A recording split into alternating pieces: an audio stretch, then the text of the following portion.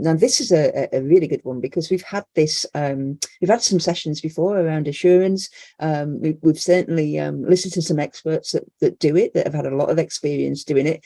So this is, how can I run a governance gate or assurance review if I'm not a subject matter expert against a project manager who has 20 years plus at doing this kind of stuff?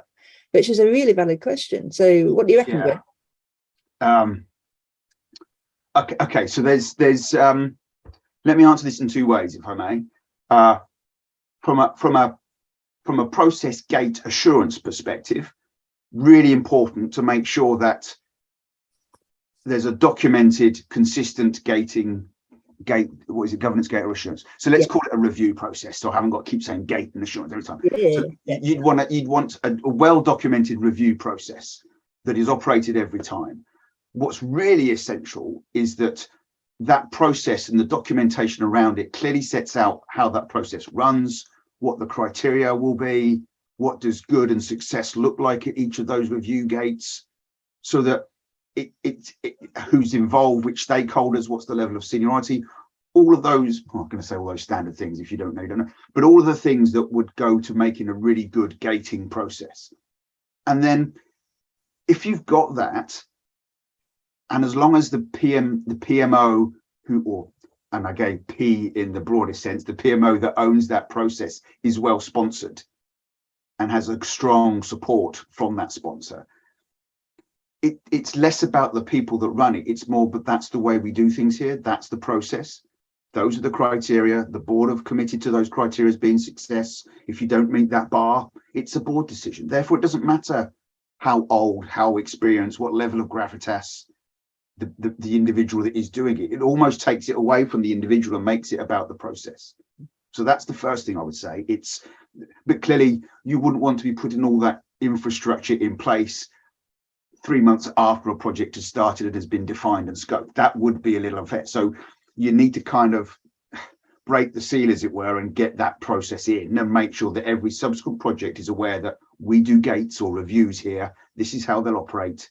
This is your sort of checklist and criteria. This is the sort of evidence we'd expect to see. Here's the people that will be attending.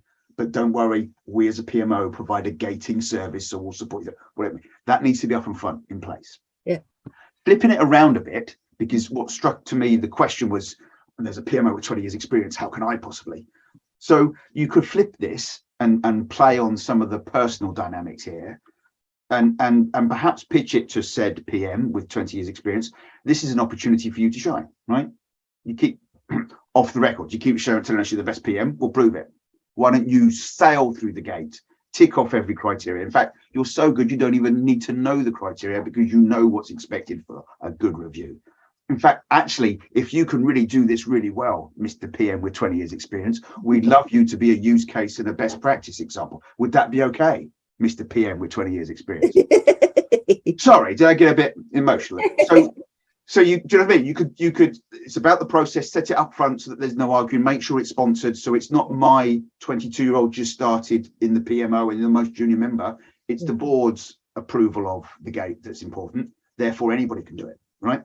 The flip side of that is make it all about them if you want to, and get them to prove they're so good, and we'll use it as a best case, and we'll use all your templates.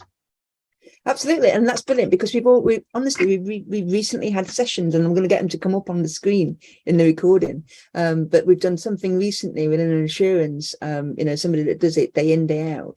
We've also had a session recently on governance. Both of those touch on the kind of things you need to be thinking around in terms of the process. So that's brilliant.